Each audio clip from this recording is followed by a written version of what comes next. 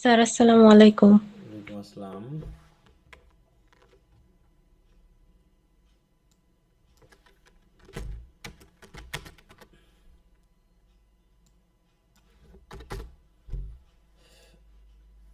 আচ্ছা, আজ থার্ড মান্থে তোমাদের সেকেন্ড ক্লাস। মাঝখানে একটা ক্লাস নিতে গিয়ে নেওয়া হয়নি। আচ্ছা, আর কয়েকটা ক্লাস মিস গেছে। আরও হয়তো কয়েকটা ক্লাস একটু যেতে পারে। হ্যাঁ। আচ্ছা, এখন বিষয়টা হচ্ছে আজকে হচ্ছে কি বার? সোমবার, তাই তো? জি আজকে স্যার। হচ্ছে সোমবার। তারপর হচ্ছে মঙ্গল বুধবারে তোমাদের সাথে ক্লাস আছে, শনিবারে তোমাদের সাথে ক্লাস আছে। এই দুটা ক্লাসও হয়তো আমি একটু নিতে পারবো না। কারণ বৃহস্পতিবারে রাতে ঢাকায় যাব, আসবো হচ্ছে শনিবার রাতে। তার মানে তোমাদের নেক্সট ক্লাস নিতে পারবো হচ্ছে আবার সোমবারে। ঠিক আছে? একটু এই কদিন একটু মিস যাবে একটা জরুরি কাজের জন্য, একটু মিস যেতে পারে। তো সেই হিসাবে তোমাদের পরবর্তী ক্লাস হবে হচ্ছে সোমবার। তারপর সোমবার শুক্রবার একটু আমরা কয়েকটা রেগুলার ক্লাস নিয়ে একটু মিসটা পূরণ করার চেষ্টা করব। এটা হচ্ছে একটা বিষয়। আর মানে এই ফেব্রুয়ারির এই প্রথম 15 তারিখ পর্যন্ত একটু ব্যস্ততা একটু হচ্ছে, বিভিন্ন কাজ জড়িয়ে গেছে। আচ্ছা, এটা একটা বিষয়। আর তাহলে আমি কিছু পড়া তোমাদেরকে দিয়ে দিব, তোমরা এই কদিন একটু ভালো করে পড়ে নিবা। তো দেখো, এদিকে তোমাদের sociology of Bangladesh, Bangladesh society and culture, এই চ্যাপ্টার 3 কি হয়েছে সবার? 7 তারিখ পর্যন্ত ডেট দেওয়া জি ছিল। স্যার। আজ তাহলে চ্যাপ্টার নতুন ফোর একটা আমি চ্যাপ্টার দিয়ে দিয়ে দিন। দিলাম। চ্যাপ্টার 4টা দিয়ে দিলাম। আর ওদিকে তোমাদের লায়ন অ্যান্ড দ্য জুয়েল আছে, তাই না? লায়ন, না সরি, পড়ানো হয়েছে কি যেন? Riders to the Oedipus sea. Rex. ভাইরাস টু ডিসি। রাইডার্স টু দ্য সি পড়ানো হয়েছে, তাই তো? তাহলে ওইটার প্রশ্নগুলো আমি দিয়ে যাবে এর ভিতরে, তোমরা একটু পড়ে নিবা। হ্যাঁ, তাহলে এটা একটু আগিয়ে যাবে। তাহলে তোমাদের নেক্সট ক্লাস নিব মনে করো হচ্ছে সোমবারে, মানে হচ্ছে 17 তারিখ। এখানে প্রায় এক সপ্তাহ মিস যাচ্ছে, এই কদিন একটু মিস হয়ে গেল, আসলে কিছু করারও নাই। তাহলে হচ্ছে নেক্সট হচ্ছে 17 তারিখ পর্যন্ত আমি ডেটটা দিলাম। এটার ক্ষেত্রেও দিয়ে দিলাম, কারণ আজ থেকে 7 দিন। এটার ক্ষেত্রেও আমি দিয়ে দিলাম, তাহলে দুটো পড়া থাকলো। দিব হচ্ছে Riders to the C. Riders to the C, এই পড়াটা একটু পড়ে ফেলবো। আর এটা তো আছে 15 তারিখ পর্যন্ত, এটা একটু শেষ করবা। বেশ কয়েকটা পড়া দেওয়া থাকলো। আর ইরিপাস রেস্ক নিয়ে আমরা যেহেতু গত একটা ক্লাসে আলোচনা করতে চেয়েছিলাম, যদি তোমাদের কোনো সমস্যা থাকে তো সেটাকে আজকে আমরা একটু আলোচনা করে নিই। কারণ এর ভিতরে তোমরা হয়তো তাহলে মুখস্থ টুখস্থ এই কাজগুলো করে ফেলতে পারবা। তারপর আমরা অ্যাডভান্স রিডিং রাইটিংয়ের ওই গ্রামাটিক্যাল ফ্রেজ নিয়ে যে কথা ছিল সেটা নিয়ে আমরা আলোচনায় আসবো। আমরা গত ক্লাসে ফ্রেজ নিয়ে মনে হয় কিছু কথা বলেছিলাম, তাই না? জি স্যার। হ্যাঁ, কয়েকটা হয়তো ফ্রেশ বাকি ছিল। মোটামুটি শেষের দিকে। হ্যাঁ, কয়েকটা বাকি ছিল হয়তো। আজকে আমরা দেখি ফ্রেজ এবং ক্লজ নিয়ে শুরু করব, যদি আমাদের ইডিপাস রেস্ক নিয়ে কারো সমস্যা না থাকে। আচ্ছা, তাহলে হাত তোলো এক এক করে। ইডিপাস রেস্ক নিয়ে যাদের সমস্যা আছে একটু হাত তোলো ধীরে সুস্থে।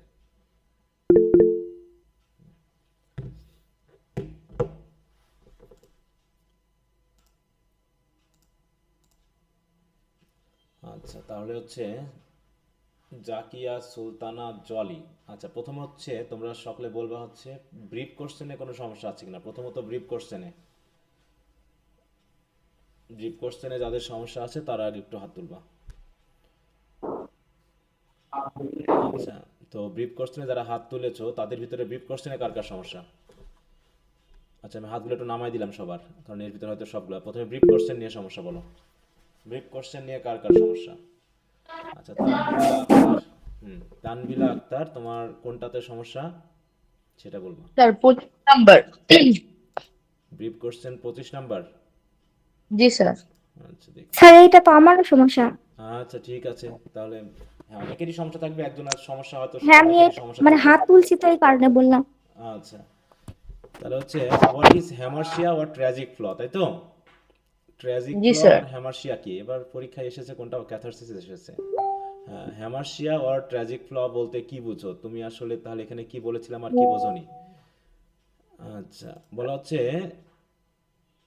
in tragedies, the error of judgment of a tragic hero or heroine is the hamartia or tragic flaw which leads to their downfall, destruction or এটা। The error of judgment, তাই তো? অফ আ ট্র্যাজিক জি sir. Hero. Error of judgment বলতে কি বোঝায়? Error of judgment বলতে কি বুঝি আমরা? আসলে এখানেই তোমাদের প্রবলেমটা, তাই তো? হুম। জি স্যার, জি স্যার। দেখো আরো ক্লিয়ার ভাবে যদি এখানে আমাদের বইয়ে কি বলে দেখি, গুগলে। আচ্ছা, আমাদের ইডিপাসকের বড় ধরনের ভুলটা কি ছিল বলো তো? ইডিপাসের অহংকার ছিল।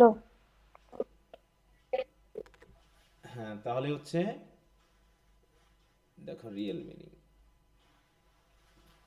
আ flaw in character that brings about the downfall of a flaw. মূল কথা হলো ফ্ল বা হচ্ছে ইরার, হ্যাঁ, এই ক্যারেক্টারের। জাজমেন্ট বলতে আসলে কোনো কিছুর চিন্তা ভাবনা, তাই তো, বা বিচার বুদ্ধি। এই বিচার বুদ্ধি বলতে আসলে কোনো বিচার কার্য পরিচালনা করা অর্থে বোঝায় না। মানে তুমি যখন একটা সিদ্ধান্ত নিবা, সেই সিদ্ধান্তের ক্ষেত্রে তোমার যে ভুল, হুম, সেই ভুলটাকেই মেইনলি বোঝাবে। যে ভুলটা তোমার কি আনবে, একদম পুরোপুরি পতন নিয়ে আসবে। হুম।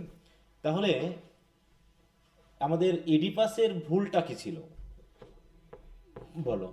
ট্র্যাজিক ফ্লটা কি ছিল তার? মানে কি কারণে তার পতনটা তার হলো? অহংকার ছিল আর মানে কি উদ্ভুত ছিল। মেইনলি তার হচ্ছে প্রাইড, তাই না? আমরা যদি এটাকে সার্চ দিয়ে দেখো যা বোঝায়, যেটা আহ, যদি আমরা বলি হোয়াট ইজ না ইজ দ্য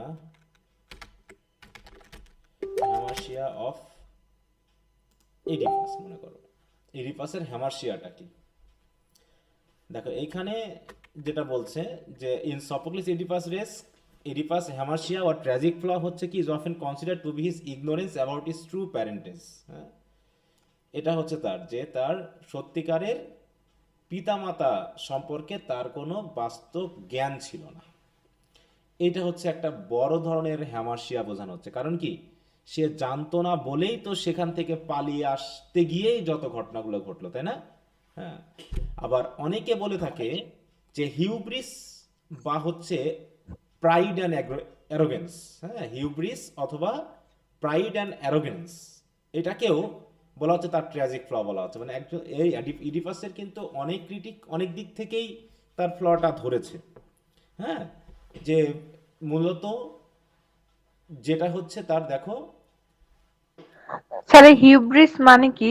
হিউব্রিস মানেই হচ্ছে প্রাইড। প্রাইড। হ্যাঁ, হিউব্রিস প্রাইড। মানেই হচ্ছে প্রাইড, ঠিক আছে? হ্যাঁ। এখন এখানে একটা জিনিস ঘটেছে, দেখো যদি তার ভিতরে অহংকার না থাকতো, তাহলে সে তো জানেই যে তার জীবনে এরকম একটা ঘটনা আছে যে যার কারণে সে তার বাবাকে হত্যা করবে, এটা তো আছে। এবং সে তো একটা প্রতিজ্ঞা নিতে পারতো যে আমি কখনো আমার জীবনে কাউকে হত্যা করব না। তাহলে সে যখন লায়াসকে হত্যা করলো, কিসের কারণে হত্যা করলো? সিম্পল একটা ঘটনা নিয়ে, কিন্তু যে পথ ছেড়ে দেওয়া নিয়ে। হ্যাঁ, কে আগে যাবে কে পরে যাবে বা কার পথ দিয়ে কে চলবে, ঠিক আছে? রাজাও চাচ্ছে না পথ ছেড়ে দিতে, তারপরে হচ্ছে এখানে তোমার ইডিপাসও চাচ্ছে না যে পথ ছেড়ে দিতে, ঠিক আছে? তো এই নিয়ে মোটামুটি মারামারিটা হয়ে গেল।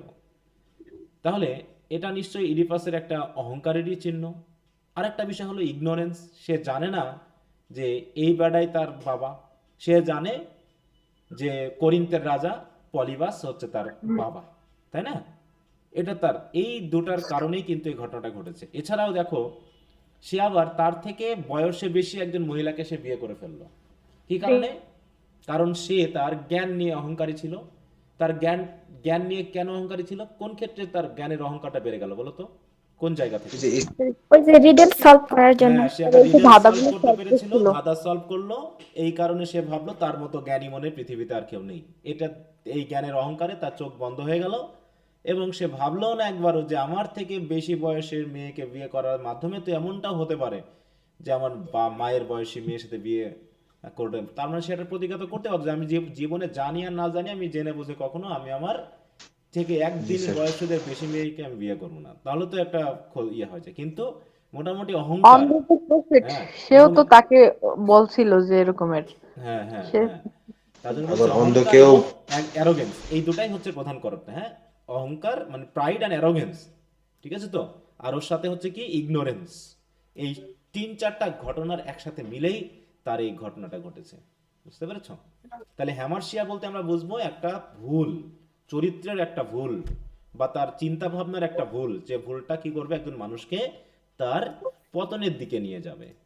কি কথা বুঝতে পেরেছো? হুম। জি স্যার। হ্যাঁ, দেখো এই যে বলছে কি, what is the tragic flaw of Oedipus. এডিপাসের ট্র্যাজিক ফ্ল কি? ওই যে হিউব্রিস অর প্রাইড, তাই না? হ্যাঁ, বা অ্যারোগেন্স বা ইগনোরেন্স, বলতে পারো, বা তিনটা একসাথেও বলতে পারো। হুম। আচ্ছা, তারপরে ব্রিফ কোশ্চেন আর কারোর কোনো সমস্যা?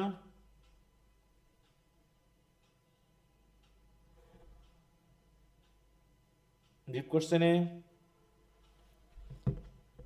না, আচ্ছা, যদি কারো না সমস্যা স্যার, না এটাই থাকে, সমস্যা ছিল। আচ্ছা তাহলে সমস্যা না থাকলে ভালো। এরপর তোমরা চলে আসো হচ্ছে শর্ট কোশ্চেনে। যদি কারো সমস্যা থাকে শর্ট কোশ্চেনে, শর্ট কোশ্চেনে জি কারো স্যার, সমস্যা আমার আছে। তোমার আছে?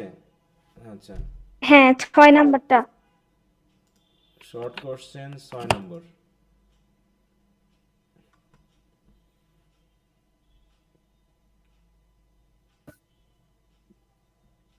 কি বলছে?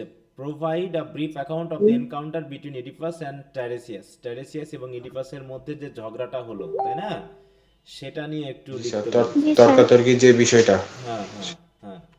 তো এখানে তোমার হ্যাঁ, সমস্যাটা ওটারই লাস্ট একদম প্যারাটা একটু বাংলাটা সমস্যা, মানে এই ভুল হয়। জায়গায় এখানে।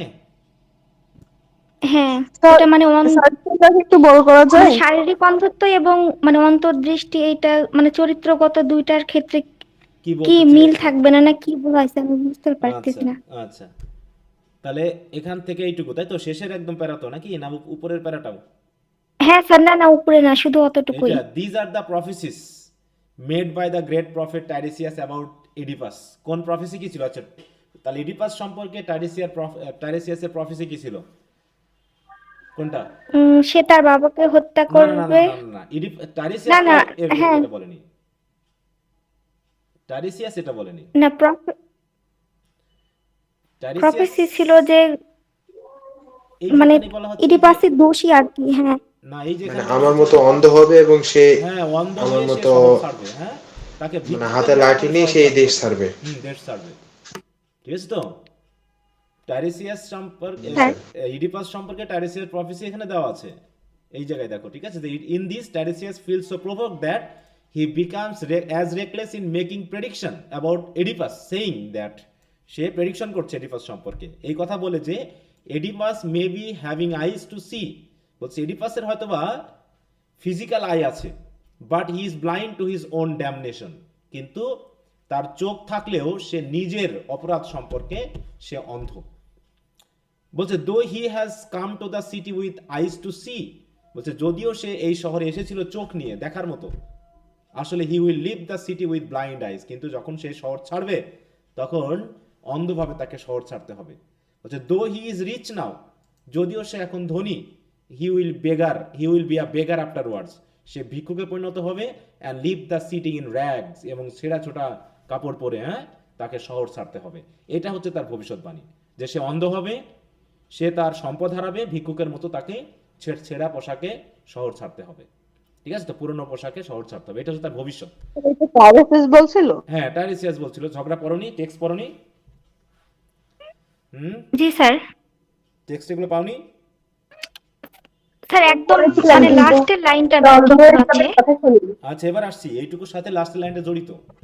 বলছে দিজ আর দ্য প্রফেসিস আচ্ছা। Made by the great prophet Tiresias about Oedipus. অতএব এডিপাসকে নিয়ে এই হচ্ছে টাইরেসিয়াসের প্রফেসি।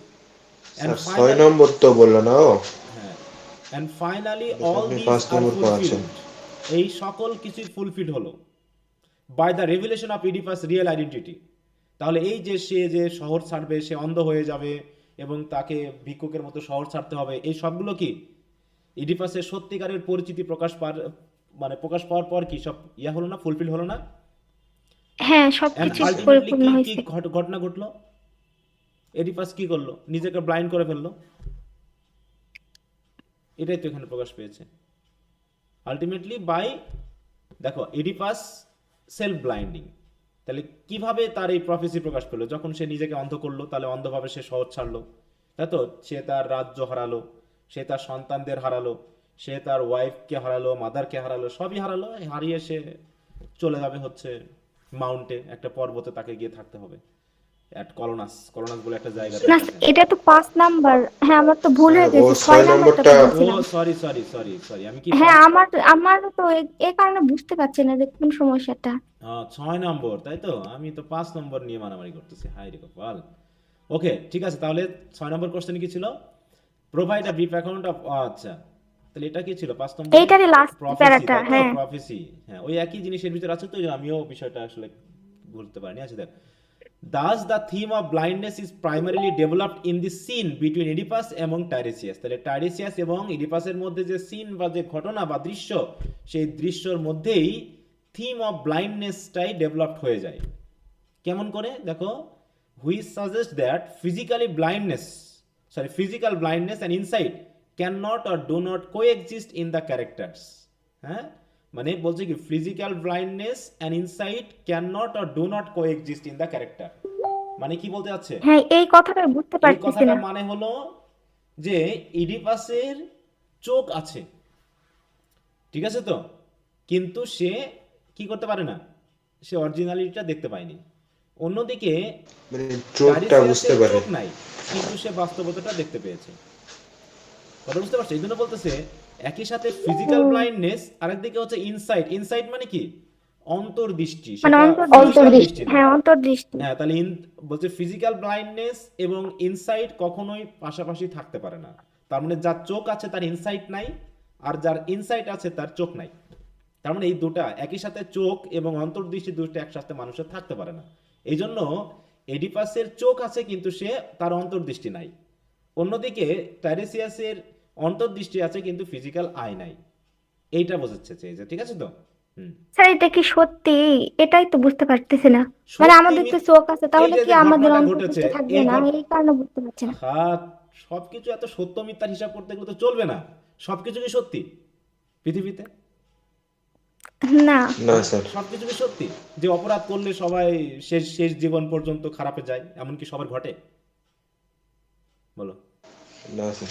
না স্যার। তো সত্য মিথ্যা যীশু খ্রিস্ট জন্মের পর্বে যেই খারাপ হয়ে যাবে। তোমাকে বাস্তবতা দিয়ে বুঝতে হবে যে সবসময় সত্যি না মিথ্যা।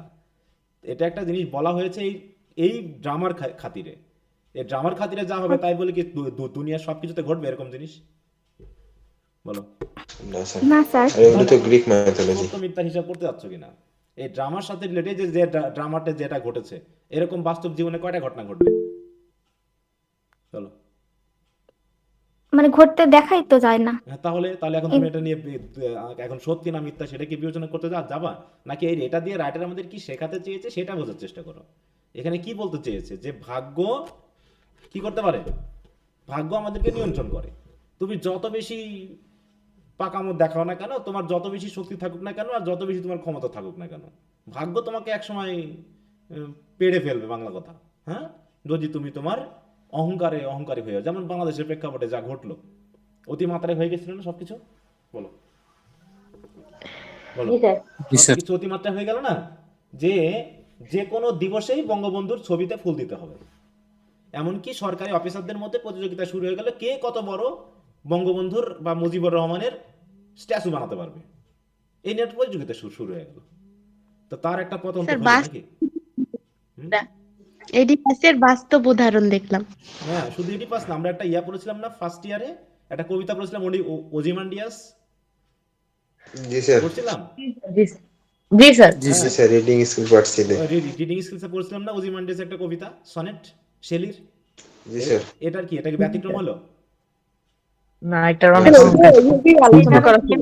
হ্যাঁ, একদম মানে বাস্তব প্রমাণ। দেহ আছে মাথা নেই। হ্যাঁ, একদম বাস্তব প্রমাণ যে তুমি একসময় এত অহংকার দেখাইলা, তোমার উপরে কেউ নাই, শেষ পর্যন্ত তোমার আজ কিছু রাখতেছে না, তার বাড়িঘর পর্যন্ত শেষ হয়ে গেল নাকি? কতদিন পর্যন্ত থাকে বলো তো? জি স্যার। সাহিত্যের একটা ঘটনা কতখানি সত্যি সেটা বড় কথা না, কিন্তু সাহিত্য রচনা করার মাধ্যমে রাইটার তোমাকে কি বোঝাতে চেয়েছে সেটা একটু বোঝার চেষ্টা করো। যে ওই যে বললাম, তুমি যদি অহংকারী না হইতা, তুমি যদি তোমার অন্তর্দৃষ্টি বলতে এটাই বোঝানো হয়েছে যে আমি তো ভেবেই ফেলেছি যে আমি এমনভাবে কাজটা করব যাতে আমার এই প্রফেসি ফুলফিল না হয়, কিন্তু আসলে আমি মনে হয় যেটাই করতেছি সেটাই হচ্ছে প্রফেসির অংশ হয়ে যাচ্ছে। ঠিক আছে, আমি প্রফেসির বাইরে যেতে পারছি না। ব্যাপারটা ঠিক এইরকম। তো যাই হোক, কি কথাটা কি বোঝা গেল? জি স্যার, বুঝতে পারছি। হ্যাঁ, এখন এটা কতখানি সত্যি বা কতখানি মিথ্যা তুমি তোমার জীবন দিয়ে প্রমাণ করবে, এটা কথা দিয়ে তো প্রমাণ করা সম্ভব না। আর সাহিত্য নিয়ে তো মোটামুটি মানুষের এখন বিতৃষ্ণা একটু বেশি বলা যায়, ঠিক আছে? সাহিত্য নিয়ে মানুষের মধ্যে এখন বিতৃষ্ণা একটু বেশি।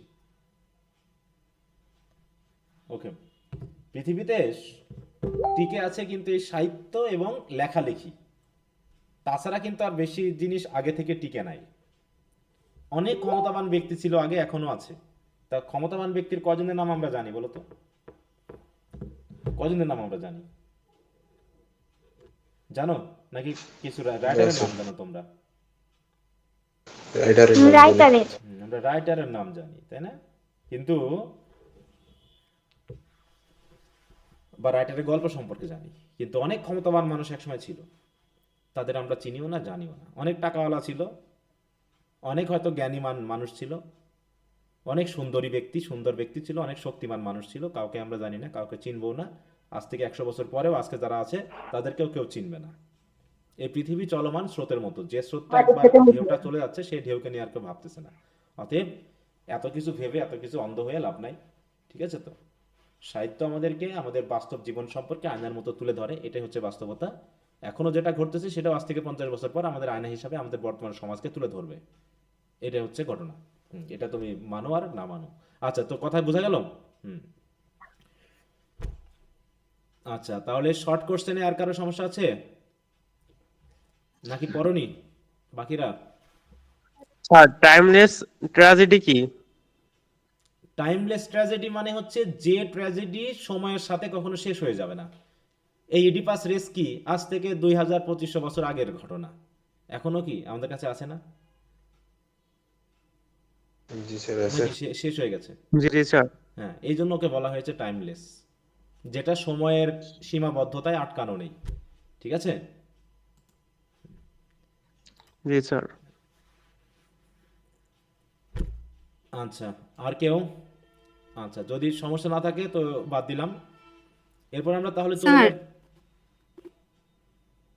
স্যার আমার ব্রিফের 26 নাম্বারটা একটু প্রবলেম ছিল। ওফো, আমি তো ঘুরে আসলাম, তুমি কি এখন জয়েন করলা? স্যার আমি 10 মিনিট পর জয়েন করছি তো তাই এটা স্কিপ করে গেছে। একটু আগে জয়েন করতে হবে, হ্যাঁ, কারণ আমাদের তো ধারাবাহিকভাবে আসছে। আমি তো ব্রিফ নিয়েছিলাম অনেকক্ষণ। কত নম্বর? 26 নম্বর। জি স্যার। হ্যাঁ, ওখানেই তো ঘুরে আসলাম। স্যার ওটা তো মনে হয় এবার চলে আসছে। হ্যাঁ, বলো। বললো ওটা তো যে ওইটা এবার এবার পরীক্ষা পরীক্ষায় আছে। চলে আসছে তাই। ওটা আমি তখনও বলেছিলাম, এখনো বলছি, যেহেতু বুঝতে চেয়েছে। পরীক্ষা আসার সাথে তো আর বোঝাবুঝির কোনো সম্পর্ক না, তাকে বুঝতে হবে বিষয়টা আসলে কি। হ্যাঁ, পরীক্ষা আসলে বললে আর যদি এই টার্মটা তুমি না বোঝো তাহলে এই টার্মটা কি আর কাজে লাগবে না পরীক্ষা আসতে বলে? লাগবে স্যার। হ্যাঁ, পরীক্ষা আসার সাথে তোমার তথ্যের কোনো সম্পর্ক নাই, এটা তোমাকে জানতে হবে। তুমি না জেনে তোমার মনে করো যে জি স্যার। 1 থেকে 10-এর ভিতর 89 নম্বরটা পরীক্ষায় চলে এসেছে, তাহলে কি তোমার 89 নম্বর শিখতে হবে না 100-তে পৌঁছাতে হলে? বলো, এই যে শব্দটা যে কি, এটা কি জি তোমার স্যার। ব্রড কোশ্চেনে শর্ট কোশ্চেন আসবে না কথাটা? আসবে sir, as a learner sir হিসেবে চলে সব আসতে কিছু পারে, শিখতে হবে। হ্যাঁ, এটা তো আমরা অ্যারিস্টটলের যখন ট্র্যাজেডি পড়ে মানে ট্র্যাজেডির সংজ্ঞাটা পড়েছিলাম তখন আমরা পেয়েছিলাম না? আমরা এডিপাস পড়ার পর জি কি স্যার, পেয়েছিলাম। পয়েটিক্সে পড়েছিলাম না অ্যারিস্টটলের? পড়েছিলাম। জি স্যার, পড়ছি। ওখানে কি কি বলা হয়েছে? পারগেশন অফ পিটি অ্যান্ড ফেয়ার, তাই তো? দুইটা ইমোশন বলছে কি, ট্র্যাজেডি যখন আমরা দেখি তখন আমাদের ভিতরে দুইটা ইমোশন বিশেষ করে কাজ করে। একটা হচ্ছে পিটি এবং ফেয়ার। কার জন্য পিটি আর কার জন্য ফেয়ার বলো তো শুনি, দেখি মনে আছে কিনা। কার জন্য পিটি কাজ করে আর কার জন্য ফেয়ার কাজ করে আমাদের? ভুলে গেছো সবাই? স্যার পিটি হচ্ছে আনডিজার্ভিং সাফারের জন্য, আর ফিয়ার হচ্ছে মানে নাটকের মধ্যে আমরা যে লোক মানে যাদেরকে দেখি আমাদের মতো তারা হইতেছে কোনো খারাপ পরিণতি হচ্ছে, মানে তাদের এগুলো দেখে হইতেছে আমাদের মানে ফেয়ার হয়। মানে ওইরকম ঘটনা আমাদেরও ঘটবে কিনা, আমাদেরও জি তো স্যার। ঘটতে পারে, তাই না? আমার যে আসল পিতা মাতা আমি যাকে মনে করতে, সে তো আমার আসল পিতা মাতা নাও হতে পারে। হ্যাঁ, তাহলে পিটি হচ্ছে যার ট্র্যাজেডি ঘটেছে, যে নায়ক, ইডিপাসের প্রতি কি আমাদের কি ইডিপাসের প্রতি কি আমাদের পিটি হচ্ছে না, একটু করোনা হচ্ছে না? ক্যারেক্টারের জন্য। হ্যাঁ, যে সে তো ভালো, জি সে তো অতটা খারাপ ছিল না, সে তো তার বাবাকে মারবে না, মাকে বিয়ে করবে না, এই করবে না বলেই তো সে পালিয়ে আসছিল, তাই না? এবং আর একটা ঘটনা ঘটলো কি, যে আসলেই এই শহরকে বাঁচানোর জন্য, এই শহরের কে দায়ী, কে লায়াসকে হত্যা করেছিল, সে খুঁজে বার করার জন্য সে যথাসাধ্য চেষ্টা করেছে, এবং তার অজান্তেই এই ঘটনাগুলো ঘটে গেছে। এই জন্য আসলে সে একজন ভালো মানুষ হিসাবেই ছিল আসলে, কিন্তু তার বড় ভুল ছিল হচ্ছে অ্যারোগেন্স, ইগনোরেন্স এবং প্রাইড, তাই না? এই তিনটা জিনিসের কারণেই তার ট্র্যাজেডিটা ঘটেছে। তাহলে তার ট্র্যাজেডি ঘটেছে, সে আসলে জেনে শুনে ঘটায়নি, কিন্তু তার ট্র্যাজেডি তো ঘটে গেছে, এখন তো কিছু করার নেই। এই জন্য তার প্রতি আমাদের পিটি হচ্ছে, করুণা হচ্ছে। অন্যদিকে ফেয়ার হচ্ছে যে আমরাও তো তার মতোই মানুষ, এমনটা যদি আমাদের ক্ষেত্রেও ঘটে তখন আমরা কি করব? ঠিক আছে?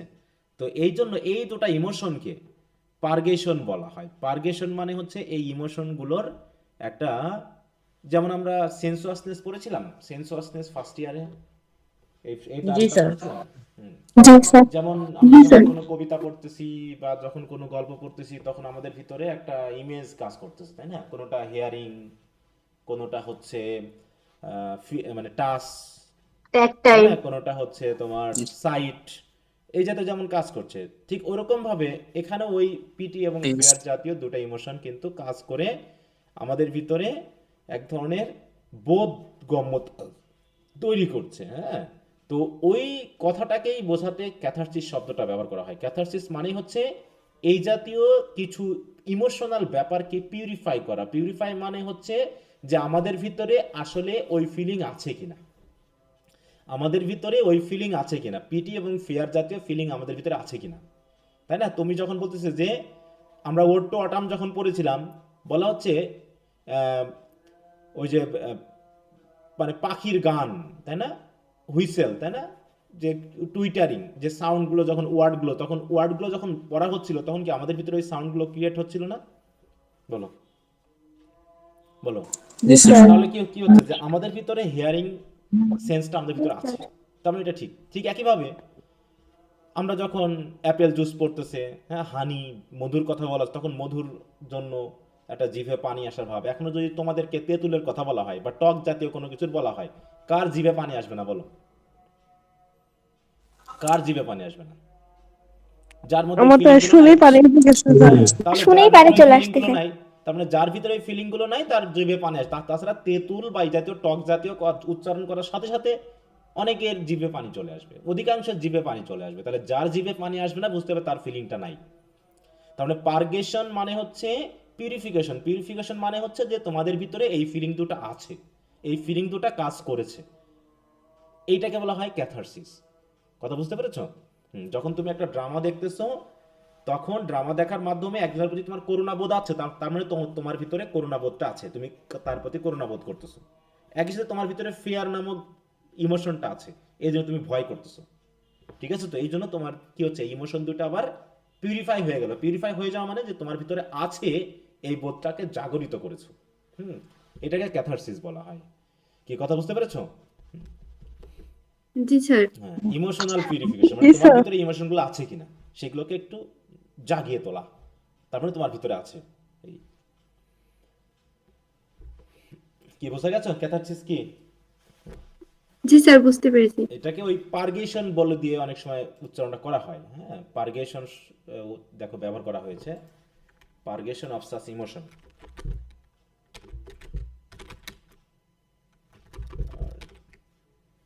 পার্গেশন অফ ইমোশনস। এই দেখো, দ্য পার্গেশন অফ ইমোশন মানে হচ্ছে, দেখো, it is the process of releasing strong and repressed emotion such as fear, anger, trauma to feel better. হ্যাঁ, দেখো হচ্ছে ক্লিনজিং অর পিউরিফিকেশন বলা হচ্ছে।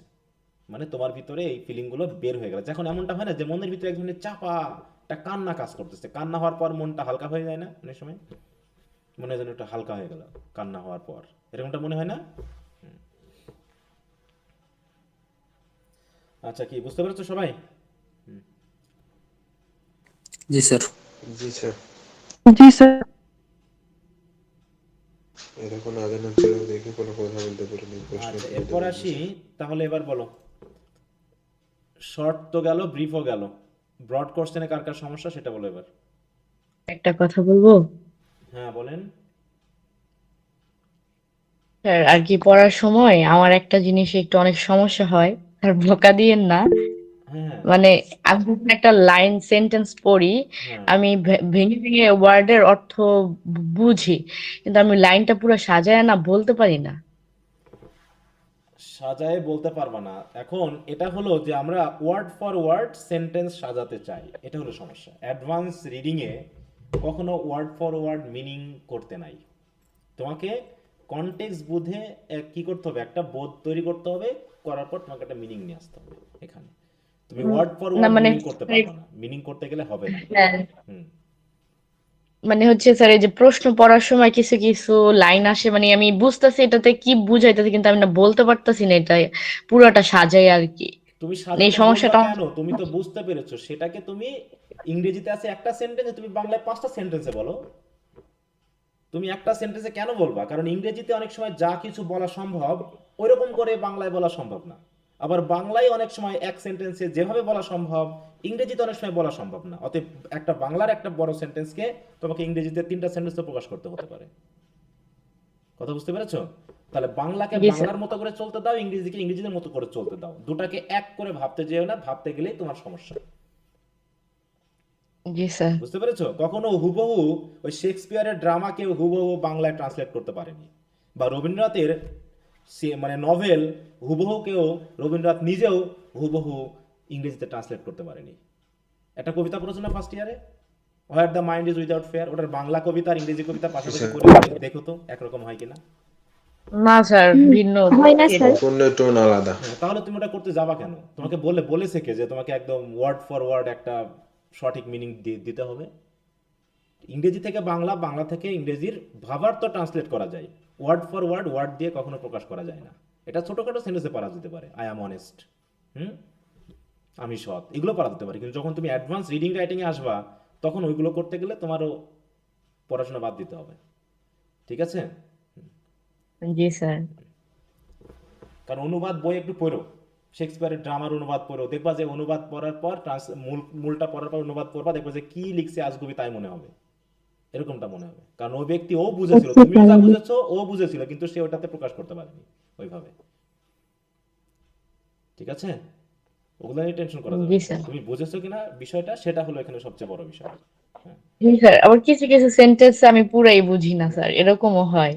হ্যাঁ, তাহলে সেগুলো নিয়ে তোমাকে আরো স্টাডি করতে হবে, কারণ হয়তো কনটেক্সটটা এখনো ভালো মতো বোঝা হয়নি। এই জন্য সবাই যে এখানে 100% বুঝেছে এমন কেউ আছে? হাত তোলো দেখি যে স্যার আমি একদম 100% বুঝেছি। আর কেউ কেউ বলবে না যে আমি 100% বুঝেছি, এটা সম্ভব না। ঠিক আছে? কারণ ওই না ড্রামা স্যার, করতে ভাঙা গিয়ে, ভাঙা ভাঙা করে পুরোটাই বুঝছি। পুরো লাইন পড়লে একটা মানে অর্থ চলে আসে, তখন বোঝা যায়। হ্যাঁ, আমি যে ইডিপাসের ড্রামাটা পড়েছি এটাও যে আমি সম্পূর্ণ বুঝেছি তাও না, কারণ ওখানে অনেক কিছু রেফারেন্স আছে যেগুলো আমি বুঝিই নাই। অত কিছু আমার বুঝতে যাওয়ার দরকারও নেই। সব কিছু 100% বুঝে কেউ পড়াশোনা করে না। হ্যাঁ, ওই 100% বুঝতে যাবা না। ওকে, তো যাই হোক, আমরা ও কথা বাদ দিই, ব্রড কোশ্চেনে আসি। তাহলে মোসাম্মদ লাবণী, তাই তো? জি স্যার। কত নম্বর কোশ্চেনটা? স্যার আমার 4 নম্বরটা।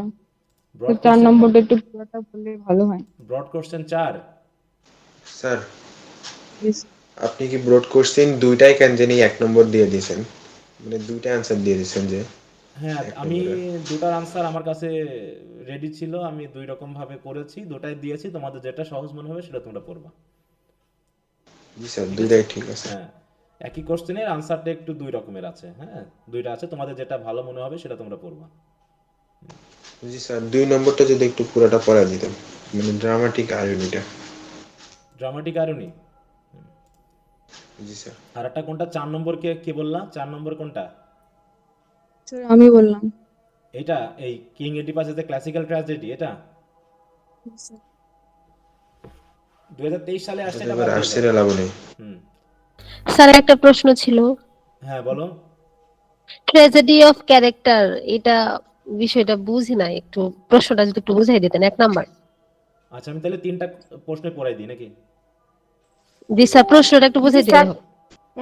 জি স্যার, পড়াই দেন তাহলে ভালো হয় একটু। যদি ভালোই হয় তাহলে তো আমার পড়া হয়ে গেল, তোমরা কি কি বুঝলা না বলো? স্যার, আপনি বুঝায় দেওয়ার পর আরো ভালো বুঝতে পারি। একটু বুঝতে অসুবিধা হচ্ছে, আর 2 নাম্বারটা। তাহলে তোমরা গ্রামারটাই ঠিক মতো বোঝোনি, তাছাড়া এখানে বুঝবা না এমন কোনো বিষয় তো নেই এখানে। আর আমি তো নতুন আসছি, তো এই জন্য একটু কভার করতে অসুবিধা হচ্ছে। তাহলে তো তোমাকে আমি পড়াই দিব না, তুমি ক্লাস যেহেতু নতুন আসছো তোমাকে তো পড়ে আসছে তারপরে বুঝতে হবে। তুমি এখন পিছনের কথা না বুঝে তুমি যদি বলো স্যার, এই প্রশ্ন পড়াই দেন, যেদিকে একেবারে একটা প্যারা আছে ওইটা বুঝি নাই আর কি। মানে তোমরা যে পুরো কোশ্চেনটা বুঝবা না এটা তো আমার কাছে মনে হয় না, যারা পড়নি তারাই বুঝবা না, ঠিক আছে তো? আর যারা পড়েছো তাদের পুরো কোশ্চেন বোঝাই দিতে হবে এমনটা না, কারণ গল্পের এখানে কোশ্চেনের ভিতরে 20% আছে হচ্ছে কোশ্চেনের সাথে মিলিয়ে নেওয়ার জন্য, এটা হচ্ছে কানেক্টর হিসাবে, আর বাকি 80% হচ্ছে গল্পটা দেওয়া আছে। তাহলে 80% গল্পটা তো তোমরা বুঝবা নাকি বলো, নাকি এগুলো বুঝবা? জি স্যার, বুঝবো। প্রত্যেকটা কোশ্চেনের 80% গল্প আছে, আর 20% হচ্ছে কোহেসিভনেস, মানে কোশ্চেনের সাথে মিলিয়ে নেওয়ার জন্য বাড়তি কিছু কথা। এই বাড়তি কথার ভিতর তোমাদের সেন্সের সমস্যা হতে পারে, কিন্তু অন্তত কনটেক্সটটা তো তোমরা বুঝবে অবশ্যই। আচ্ছা, একটু আজানটা শেষ হয়ে যাক, আমি আবার শুরু করছি। হ্যাঁ, আজানটা শেষ হোক।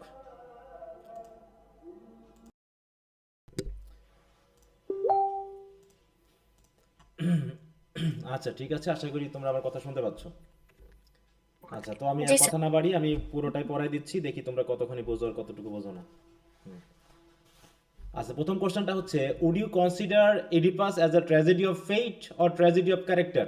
ট্র্যাজেডি অফ ফেট মানে হচ্ছে তার ঘটনার জন্য কি ফেট দায়ী, নাকি তার ঘটনার জন্য তার নিজস্ব চরিত্র দায়ী? কোনটা? ফেট স্যার, ফেট। দুইটাই দায়ী। এখানে তো দুইটাই তো। এই প্রশ্নের উত্তর তো সেটাই বলা হয়েছে নাকি? প্রশ্নের উত্তর তো আলটিমেটলি সেটাই বলা হয়েছে নাকি? হ্যাঁ, তাহলে উত্তরটা পড়ে তো তোমরা বুঝতে পারবা যে আসলে ট্র্যাজেডি অফ ফেট নাকি ট্র্যাজেডি অফ ক্যারেক্টার নাকি বোথ। এটা তো ইন্ট্রোডাকশনে বলে দিয়েছি আমি। বলছি কি, সফোক্লিস ইডিপাস, হ্যাঁ দেখো, Sophocles Oedipus is often considered or heralded as one of the quintessential examples of Greek tragedy, মানে কি এক্সেপশনাল এক্সাম্পল, হ্যাঁ, a masterpiece that delves into the complexity of human suffering. তাহলে এটা এমন একটা মাস্টারপিস লেখা যেটা কি করেছে, হিউম্যান সাফারিং এর যে কমপ্লেক্সিটি সেগুলোকে গভীরভাবে তুলে ধরেছে। ডেলভ ইনটু মানে কি তুলে ধরা বা রিপ্রেজেন্ট করা। এছাড়াও কি ডিভাইন উইল মানে স্বর্গীয় ইচ্ছা আমাদের উপরে কেমন সেটা তুলে ধরা হয়েছে, অ্যান্ড মোরাল রেসপন্সিবিলিটি, সাথে সাথে আমাদের নৈতিক কোনো রেসপন্সিবিলিটি আছে কিনা এই বিষয়গুলো নিয়ে তুলে ধরা হয়েছে। মানে এখানে দেখানো হয়েছে ইডিপাস রেস্ক এমন একটা গ্রিক ট্র্যাজেডি যেটা একটা মাস্টারপিস। মাস্টারপিস মানে কি?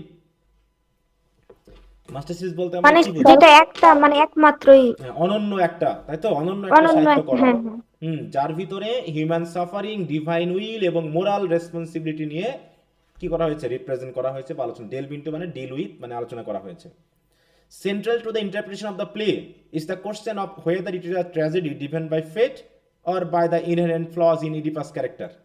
তাহলে বলতেছে এই ড্রামা নিয়ে যদি আমরা আলোচনা করতে যাই, তাহলে সেই আলোচনা বা ইন্টারপ্রিটেশনের কেন্দ্রে হচ্ছে একটা বড় কোশ্চেন। সেই কোশ্চেনটা হলো, এটা কি এমন একটা ট্র্যাজেডি যেটা কি ভাগ্য দ্বারা পরিচালিত হয়েছে, নাকি ইডিপাসের যে ফ্ল বা ভুল সেটা দ্বারা পরিচালিত হয়েছে?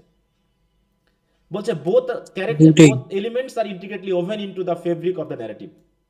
তখন আবার বলা হচ্ছে কি আসলে বোথ এলিমেন্ট, সেটা ফেট এবং তার ফ্ল, দুটাই এই নাটকের আলোচনার মধ্যে গভীরভাবে ওভেন মানে কি বুননির মতো করে দেওয়া হয়েছে। ওভেন ইনটু মানে হচ্ছে অতপ্রতভাবে জড়িয়ে বিষয়গুলোকে আলোচনা করা হয়েছে। But a close examination reveals that, আর যদি আমরা একটু গভীরভাবে বিশ্লেষণ করি বা খুবই মানে কি ডিপলি আমরা যদি এক্সামাইন করি, তাহলে এটাই প্রকাশ পাবে যে Oedipus Rex embodies both a tragedy of fate and a tragedy of character, creating a profound interplay between predestined outcomes and personal choice.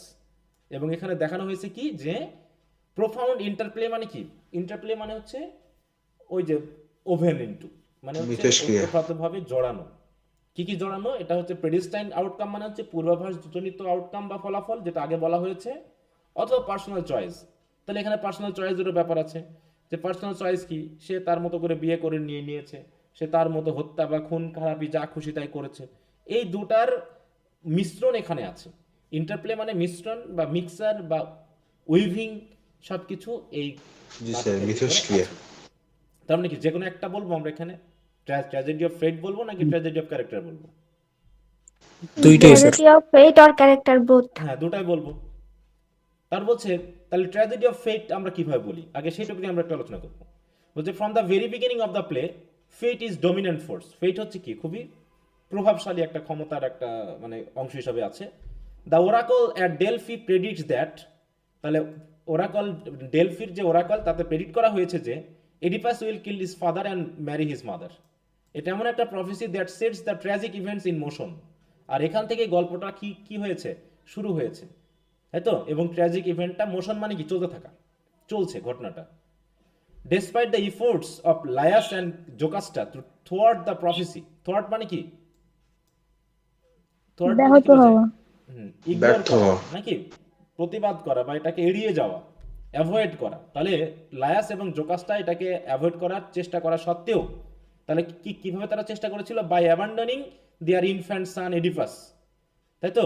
এবং এডিপাস ওন অ্যাটেম্প্ট, এবং এডিপাসও চেয়েছিল to avoid his doomed future by fleeing Corinth. Corinth থেকে পালিয়ে গিয়ে সেও তার বাবা মায়ের মতো করেই এই ফিউচারটাকে সে কি করতে চেয়েছিল? অ্যাভয়েড করতে চেয়েছিল।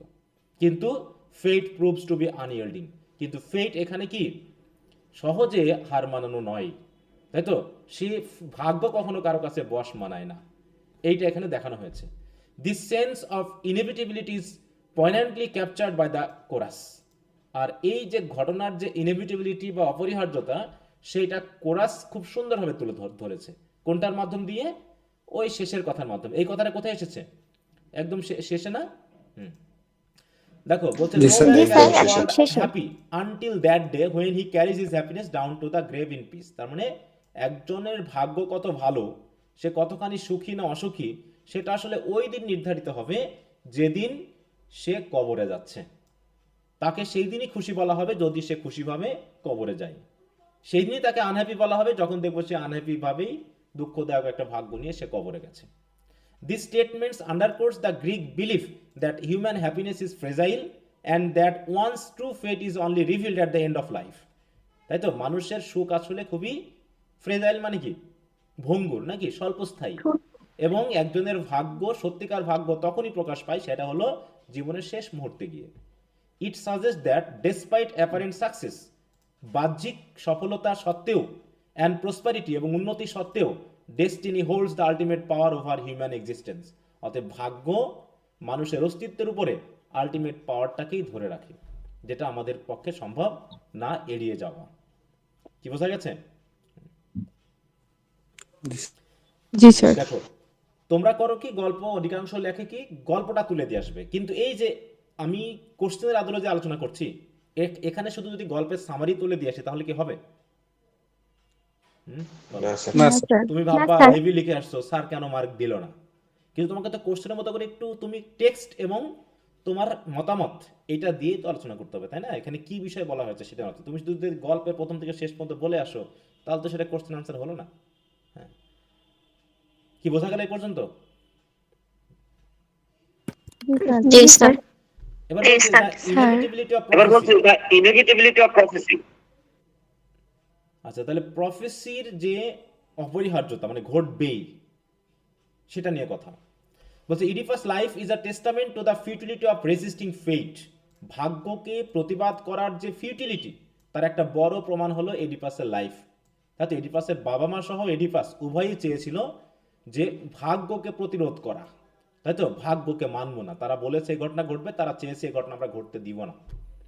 বলছে his decision to leave Corinth to avoid killing Polybus whom he believes to be his biological father ironically leads him directly to his true father. তাহলে কি হচ্ছে, সে যে কোরিন্থ থেকে পালিয়ে গেল কিসের উদ্দেশ্যে?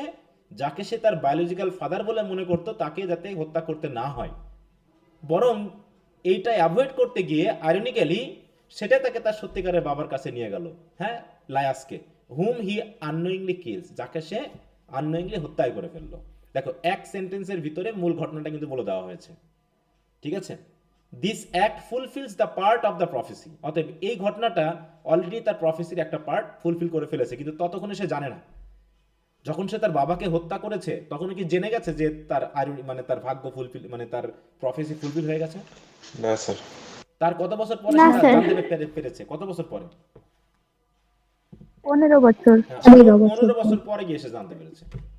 বলছে later Oedipus triumph over the Phoenix earn him the throne of Thebes and the hand of the queen Jocasta his biological mother. তাহলে দেখো ওই ঘটনায় সে যে করিন থেকে পালিয়ে আসলো, এই পালিয়ে আসাটাই যে তার প্রফেসি ফুলফিল করে দিবে সেটাতে সে বোঝেনি। হ্যাঁ দেখো, and thus contemplating the tragic Oracle.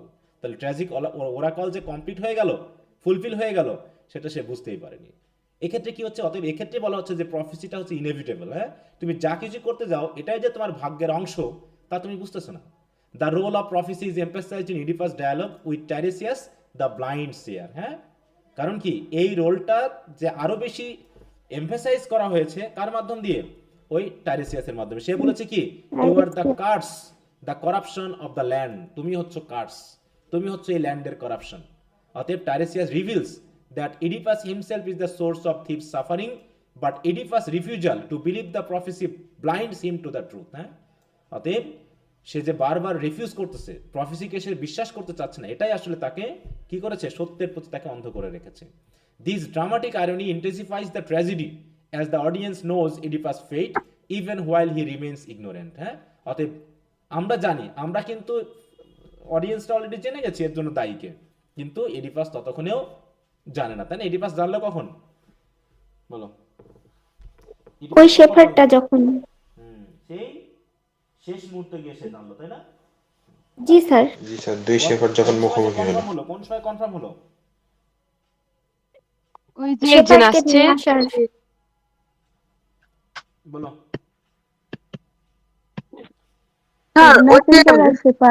Shepherd, তাই তো? মেসেঞ্জার আসার পর যখন ওই শেফার্ডকে নিয়ে আসা হলো। হ্যাঁ হ্যাঁ, শেফার্ড। তাহলে এ পর্যন্ত সে মেনে নিতে পারেনি, কিন্তু আমরা অতক্ষণে জেনে গেছি। এবার হচ্ছে তার এটা গেল কি, দেখো দ্য ইনএভিটেবিলিটি অফ প্রফেসি। প্রফেসি যে আমাদের উপরে যে প্রফেসি আছে সেটা যে ফুলফিল হবে সেটা বাস্তব। ইডিপাস ইজ পোর্ট্রেট এবার যে human power versus divine will. অতএব এখানে ডিভাইন উইল এর সাথে হিউম্যান পাওয়ার কি আসলে চলে, তার একটা সমন্বিত রূপ দেখানো হয়। না স্যার। বলছে Oedipus is portrayed as a man of great intelligence and determination. হ্যাঁ, সে যথেষ্ট বুদ্ধিমান এবং এক কথার লোক। Yet this qualities are powerless against the will of gods. কিন্তু গডদের ইচ্ছার কাছে এ সকল কোয়ালিটি পুরো powerless. His effort to control his destiny seeking the truth. কারণ সে চাচ্ছে কি, সে সত্য খুঁজতে চাচ্ছে। পানিশিং দ্য গিল্টি, সে গিল্টিদেরকে পানিশ করতে চাচ্ছে। Fleeing from what he believes to be his doomed fate, সে তার নিজস্ব ভাগ্য থেকে পালিয়ে বাঁচতে চাচ্ছে। এই যে ইফোর্টগুলো, এই ইফোর্টগুলো কি করেছে? Only lead him closer to his tragic end. অতএব ভাগ্য থেকে, তাই তো, ভাগ্যের পরিহাস থেকে বাঁচতে গিয়ে সে যে পালাতে চেয়েছে, সে পালানোটাই যে তাকে তার ট্র্যাজিক এন্ডের দিকে নিয়ে এসেছে, সেটাই হচ্ছে এখানে সবচেয়ে বড় divine will. Jocasta's word reflect the futility of defying ফেট।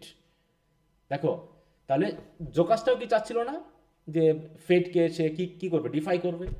বলছে fear, what should a man fear? বলছে মানুষ কেন ভয় পাবে? It's all chance, chance rules our lives. বলছে চান্স আমাদের জীবনকে মানে পরিচালনা করে। তাহলে চান্স আর ফেট কি একই না? চান্স আর ফেট তো একই নাকি? আমরা যদি চান্সে বিশ্বাস করি তাহলে তো ফেটকেও বিশ্বাস করতে হবে। তাহলে ফেটই তো আমাদের চান্স চালায়, কারণ আমরা আমাদের জীবন সম্পর্কে পরবর্তীতে কি ঘটবে সেটা আমরা জানি না।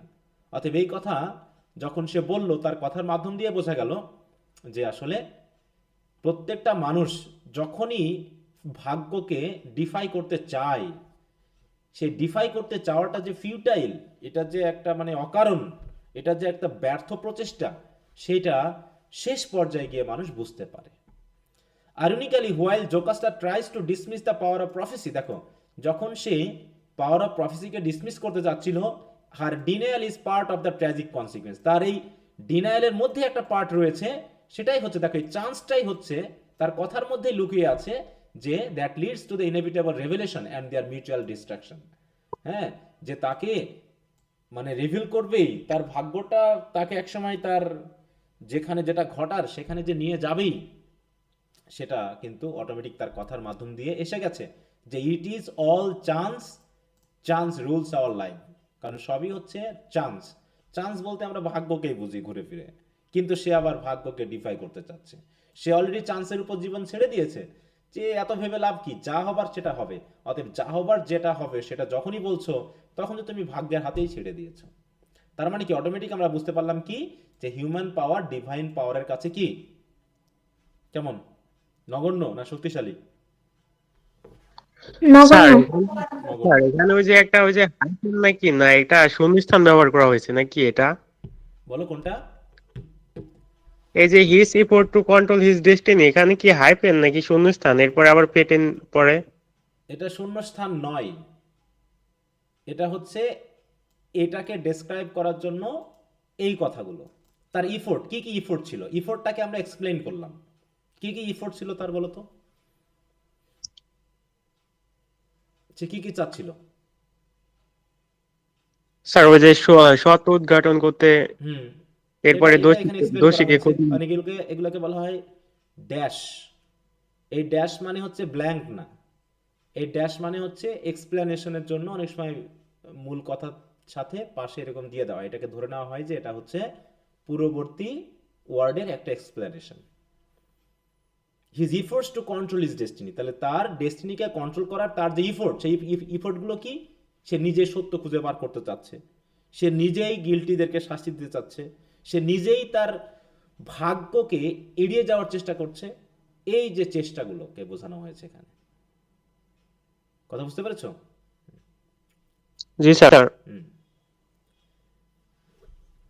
আচ্ছা এই পর্যন্ত কি বোঝা গেল সবার? জি স্যার। হ্যাঁ স্যার। আচ্ছা এইটুকুর মধ্যে তোমরা বুঝবা না কত পার্সেন্ট ছিল আমাকে একটু বলো। স্যার সবই বুঝছি, আপনি যেভাবে পড়াইছেন তাতে তো প্রবলেম হওয়ার কথা না, তাও যে সবার এত কেন প্রবলেম হয়েছে। তারপরে প্রবলেম হয়েছে নাকি? আর কিছু নতুন নতুন শব্দ অর্থ আছে তো এই জন্য একটু।